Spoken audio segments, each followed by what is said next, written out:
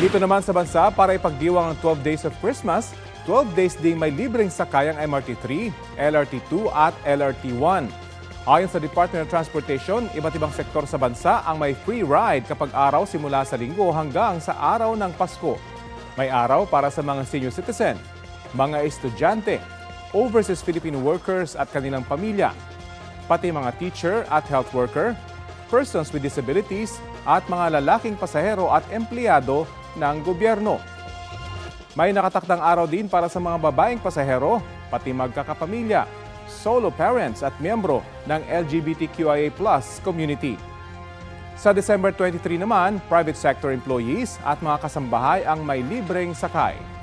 Uniform personnel, veterans at kanilang pamilya sa bisperas ng Pasko at sa araw ng Pasko, December 25, samantalhin ang pagsakay sa MRT3, LRT2 at LRT1 dahil libre ang sakay ng lahat ng commuter.